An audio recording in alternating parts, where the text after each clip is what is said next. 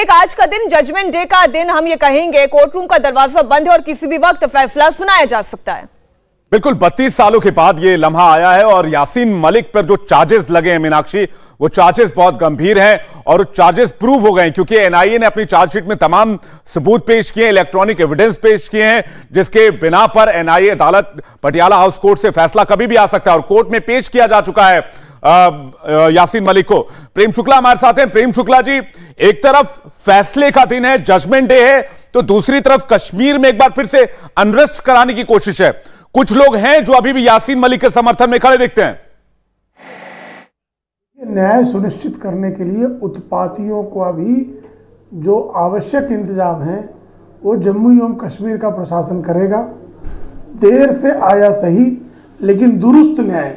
जिस तरह की नृशंसता यासीन मलिक ने हमारे वीर जवानों के साथ की है, एयरफोर्स के अधिकारियों के साथ की है, जिस तरह से उसने आतंकवाद को हवा पानी खाद देने का और बारूद बोने का दुष्कर्म किया है, ऐसे आतंकवादी को न्याय के सामने खड़ा कर दंडित करना यह संप्रभु भारत का दायित्व था। प्रेम शुक्ला जी, देखिए आपने जो अपनी पूरी बात कही ना, उसमें मैं एक हिस्से से पूरी तरह से सहमत हूं, लेकिन मैं दूसरे हिस्से से थोड़ी असहमत इसलिए हूं कि ये जो देरी होती है ना, ये देरी ही कितनी खतरनाक होती है। आज श्रीनगर में उसकी तस्वीर हम देख रहे हैं।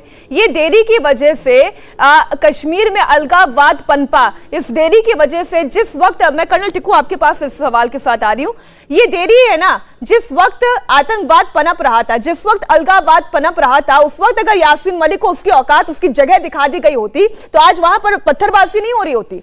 देखिए, मैं आपको एक चीज़ बहुत क्लियरली बताना चाहता हूं। जब ये आतंकवाद वहां शुरू हुआ और JKLF के जो 3-4 ये बहुत बड़े नुमाइंदे थे जिन्होंने ये आतंक शुरू किया वहां पर, उनमें यासीन मलिक टॉप टियर में था।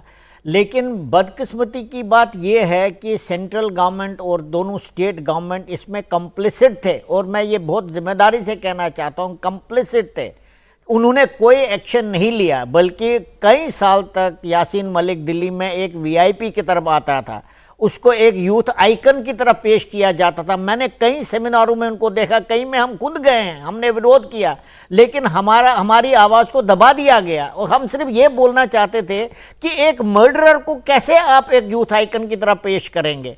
यहाँ तक कि आपने आजकल घूम रही हैं पिक्चर्स वो सोशल मीडिया के ऊपर, यासीन मलिक को प्राइम मिनिस्टर से मिलाया जाता है। एक मर्डरर जिसके हाथ जो हैं कश्मीरी पंडितों के खून से, हमारे फौजियों के खून से और नेशनलिस्ट मुस्लिमों का खून से जिनके हाथ रंगे हुए हैं, आप उनको एक इतना बड़ा ओहदा देते हैं, उनको ऊपर लाते हैं, उनको प्राइम मिनिस्टर से मिलाते हैं। तो हमारी भी इसमें कंप्लिसिटी रही है, जो भी गवर्नमेंट रहा है उसकी। तो आप कह रहे हैं कि आपने इतने साल उनके साथ कुछ नहीं किया, ये तो बिल्कुल नाइंसाफी थी उनके साथ, जिन्होंने अपने परिवार के जनों को खो दिया। और कर्नल साहब 3 दशक पहले की बात क्यों करें? अभी 2014 के पहले तो यही होता था, कश्मीर से लेकर दिल्ली तक रेड कार्पेट मिलती थी इन लोगों को हर सुख सुविधा मुहैया कराई जाती थी। वो भी इस बिना पर कि ये कश्मीर के बच्चों को सही राह दिखाएंगे, कश्मीर में अमन और चैन का माहौल लेकर आएंगे, लेकिन वो उन्हीं पैसों से वहां पर पत्थरबाजी कराते थे। सीधा कोर्ट का रुख करेंगे। अभय पाराशर हमारे साथ है। अभय, क्या अपडेट बताया जा रहा है, कभी भी फैसला आ सकता है?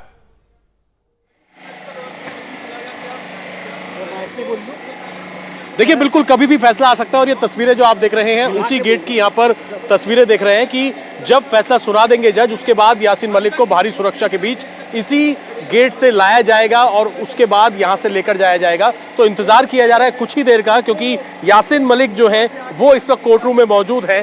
कोर्ट रूम में मौजूद है और दरवाजे बंद कर दिए गए हैं सुरक्षा व्यवस्था के मद्देनजर। बहुत ज़्यादा फोर्स कोर्ट रूम के अंदर इस वक्त मौजूद है। हमारी सहयोगी गौनिका भी वहीं पर मौजूद है। बस इंतजार इस बात का किया जा रहा है कि जो जज है वो कब फैसला सुनाए, क्योंकि काफ़ी डिटेल ऑर्डर है और उसी को लेकर फिलहाल एक बार दोबारा से मैं आपको सुरक्षा व्यवस्था यहाँ पर इसलिए दिखा देता हूँ, क्योंकि बहुत सारे लोग जो हैं जिनके सेंटिमेंट्स जुड़े हुए हैं वो यहाँ पर पहुँच रहे हैं और वो फांसी की मांग कर रहे हैं। साफ तौर पर यहाँ पर थोड़ी देर पहले लगातार नारेबाजी यहाँ पर की जा रही थी और ये मांग की जा रही है कि यासीन मलिक जैसे लोगों को, जिन्होंने कश्मीर घाटी में इस तरीके से आतंकवाद फैलाया, उसको फांसी होनी चाहिए, जिसको लेकर यहां पर लगातार मांग की जा रही है। एक और तस्वीर मैं आपको यहां पर दिखाना चाहूंगा। कुछ लोग यहां पर पहुंचे हुए हैं जो कि तिरंगा लेकर यहां पर आए हैं और लगातार ये मांग कर रहे हैं कि ठीक अभय, लगातार हम आपसे लाइव अपडेट लेते रहेंगे। आप लोग बने रहिएगा हमारे साथ, क्योंकि हलचल बहुत ज्यादा इस वक्त पटियाला हाउस कोर्ट में नजर आ रही है। वाहिद काशिर भी हमारे साथ जुड़ गए हैं। आप कश्मीरी एक्टिविस्ट है। मोहम्मद अदनान मलिक, आप राजनीतिक विश्लेषक है। आप दोनों का भी बहुत स्वागत है। मैं पहले वाहिद काशिर जी आपसे ये जानना चाहूंगी, आपका फर्स्ट रिएक्शन जब आज ये आप देखते हैं दिल्ली में जजमेंट डे और कश्मीर में आप देखते हैं एक बार फिर अनरेस्ट की स्थिति दिखाई देती है जहां पत्थरबाजी होती है, आप आज के दिन को कैसे इवैल्यूएट करते हैं? Thank you for having me, बहुत शुक्रिया। तो ये आपने देख लिया कि रिएक्शन जो आ रहा है श्रीनगर से जो बात उठ रही है अब सारी इंडिया में पहुंच रही है कि यासीन मलिक इज इनोसेंट। यासीन मलिक ने कोई गुनाह नहीं किया, कोई गलती नहीं की। आपने उसको ऐसे बलि चढ़ाने की कोशिश की। जो फर्द आजादी की बात करता है, अमन की बात करता है, पीस की बात करता है। इंडिया टीवी हर वक्त हर जगह डाउनलोड करने के लिए सर्च करें India TV news Google play store या ऐप स्टोर पर।